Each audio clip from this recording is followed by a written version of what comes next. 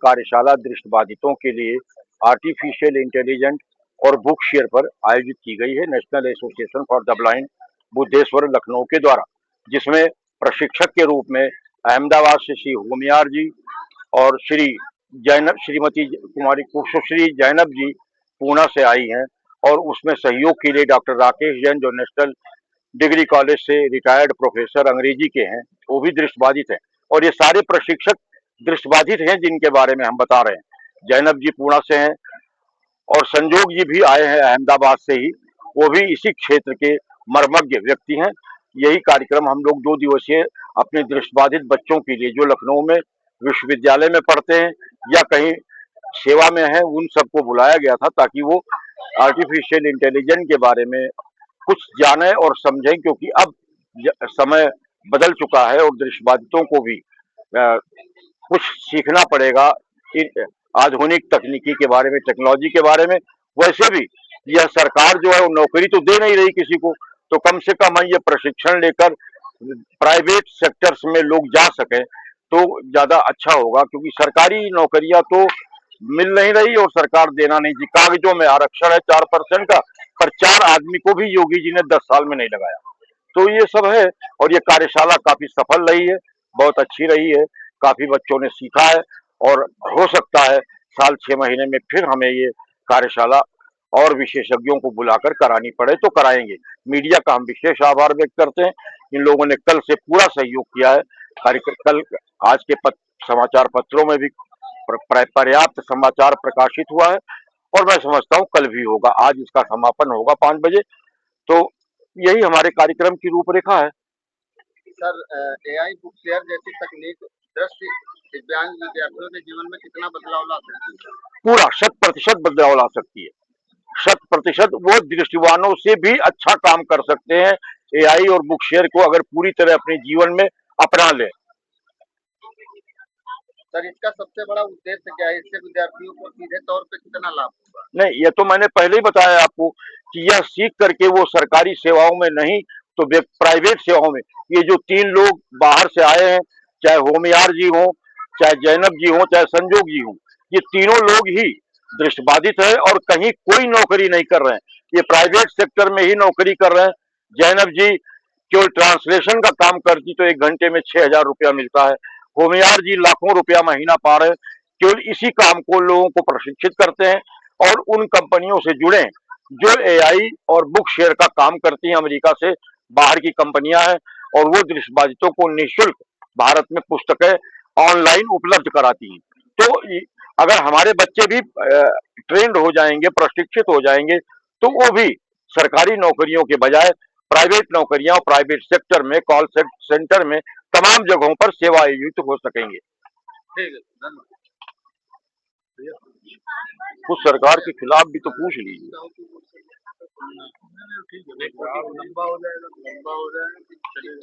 हम सरकार के खिलाफ खुद बोलना चाहते हैं भाई। एक बाइट और कर लेना किसी की, एक बाइट और किसी की कर लेंगे। हाँ, सरकार के खिलाफ बता दीजिए तो आप बोलेंगे, हम लोग भैया और किसी कर ली बता दीजिए। हाँ, ये इधर कर लीजिए भैया, पहना दीजिए। क्यों रखा गया? क्योंकि आजकल लोगों को शिक्षा में जो बुक्स का अकाल, फैमिन जो बोलते हैं, वो सबसे मेजर है, और बिकॉज उसके लिए हमको बुक्स नहीं मिलती तो हम पीछे रह जाते हैं साइटेड स्टूडेंट से। और बुक्स कहाँ से मिलेगी आपको? Most of the books book share से मिलेगी।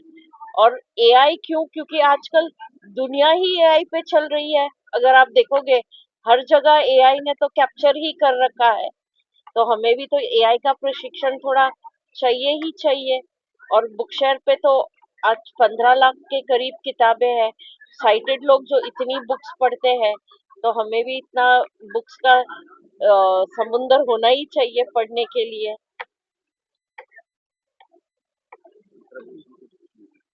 क्या जो है लग रहा है कि अगर जिस तरीके से आप लोग ये कदम उठाए हैं, सरकार को भी इसमें बढ़ चढ़कर हिस्सा लेना चाहिए।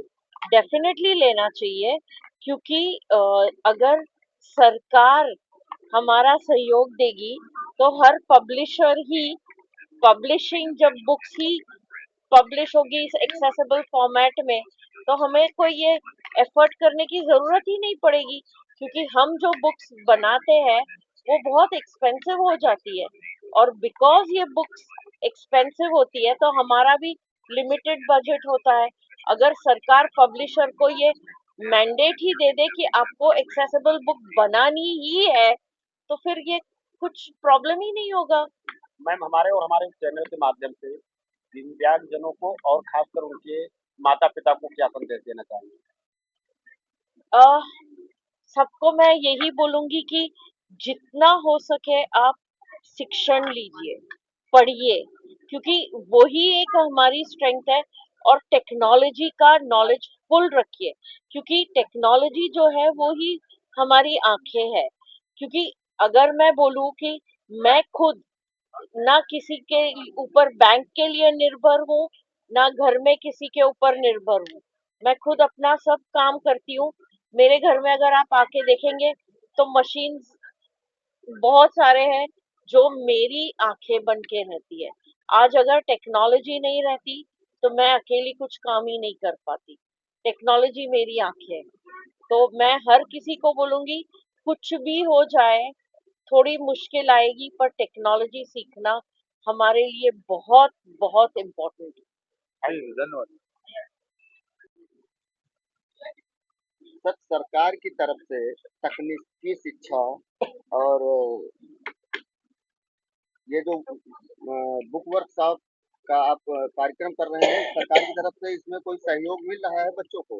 देखिए, सरकार की तरफ से दृष्टिबाधित जनों को कंप्यूटर टेक्नोलॉजी से ट्रेनिंग से संबंधित कोई भी प्रशिक्षण की सुविधा नहीं प्रदान की जा रही। जितनी भी एनजीओज हैं, यूपी में ही नहीं पूरे देश भर में ज्यादातर एनजीओज ही हैं जो दृष्टिबाधित जनों को डिजिटल टेक्नोलॉजी में ट्रेंड कर रही हैं।